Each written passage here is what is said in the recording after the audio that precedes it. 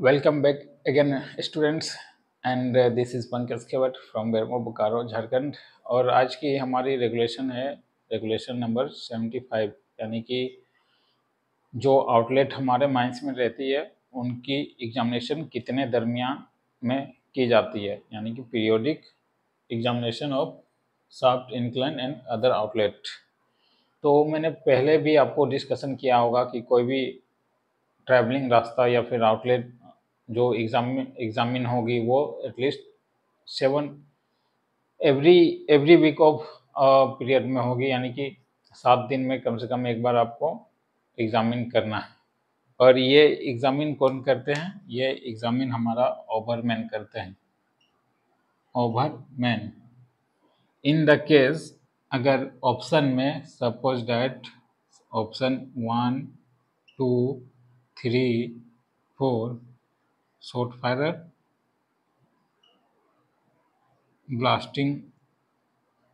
Blasting staff, surveyor और नीचे सरदार।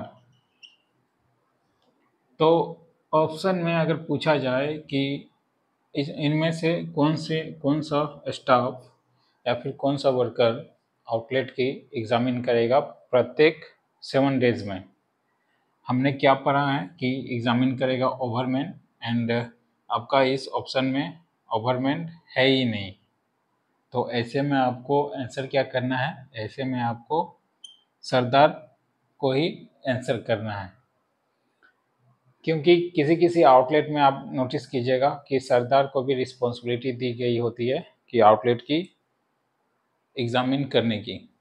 इन the case अगर ऐसे ऑप्शन में अगर आपको ये ब्लास्टिंग स्टाफ की जगह ओवरमैन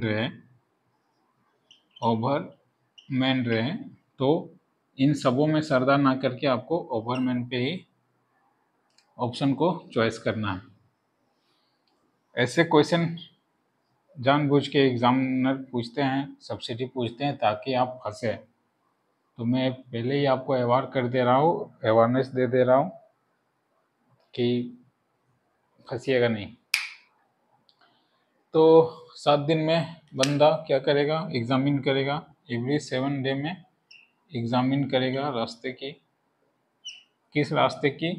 अगर इंक्लाइन है तो इंक्लाइन की, अगर शाफ्ट है तो शाफ्ट की, और आउटलेट है तो आउटलेट की। ठीक, अगर मैकेनिकली प्रोवाइडेड है मेरा आउटलेट, तो ऐसे आउटलेट में ओवरमैन एंड मैकेनिकल इंजीनियर को भी अथॉरिटी दी जाती है एग्जामिन करने की, और वो भी 7 डेज में। मैकेनिकल एंड इलेक्ट्रिकल दोनों को लिखा गया है, मैकेनिकल और इलेक्ट्रिकल इंजीनियर। ठीक,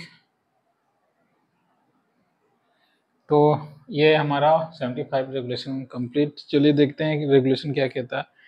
75 periodic examination of shaft, inclined and other outlet.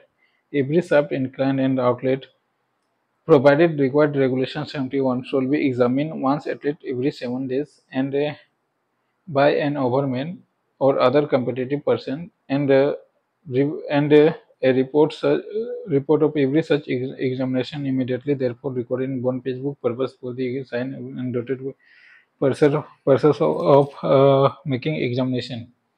Examine करना है, प्लस आपको बीपी बुक भी मेंटेन करना है। बीपी स्टैंड होता है बॉन्ड पेज बुक,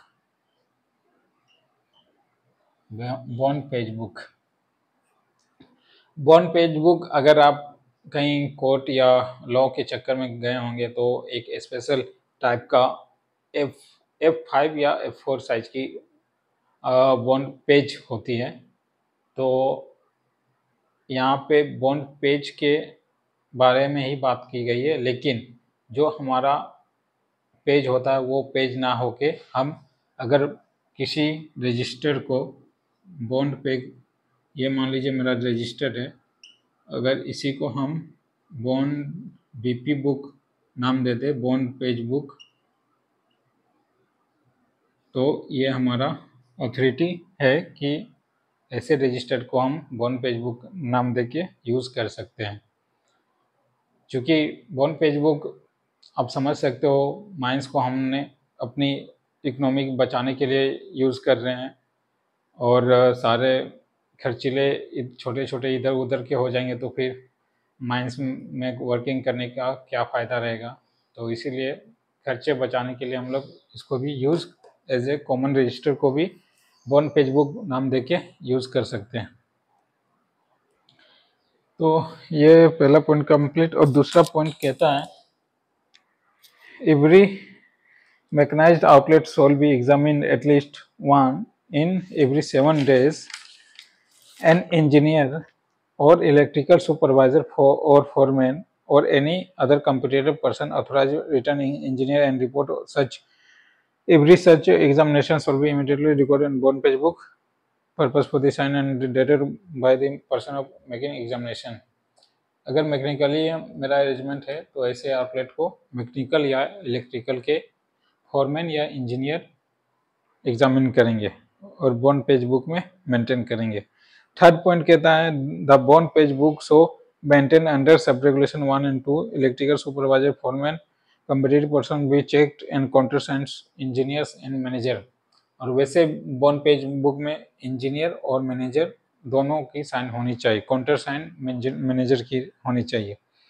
चौथा पॉइंट कहता है if at the time of such examination or any other time shaft incline or other found to be not safe, if it shall not be used purpose except a natural airway until being safe and respect all the report and every such action take place recorded in bond page book and the sub regulation 1। मतलब कहता है कि अगर कोई मेरा shaft या incline या mouth किसी दरमियान के बीच में ये डिस्टर्ब हो जाए, यानी कि डेंजरस कंडीशन में आ जाए, तो उस कंडीशन में आपको पहले ये ठीक करना है और एग्जामिन करते हुए इसको रिजल्ट देते हुए ठीक करना है। फिर आपको बॉन्ड पेज बुक भी मेंटेन करना है विथ सिग्नेचर। तो ये रेगुलेशन हमारा 75 ऑलमोस्ट कंप्लीट। नाउ अब हम चैप्टर देखेंगे वाइंडिंग इन शाफ्ट, जो कि एक अपने आप में बहुत मायने रखता है वाइंडिंग शाफ्ट, क्योंकि इसी से सब आना जाना करते हैं। तो नेक्स्ट चैप्टर देखते हैं। आज के लिए इतना काफ़ी। Thank you.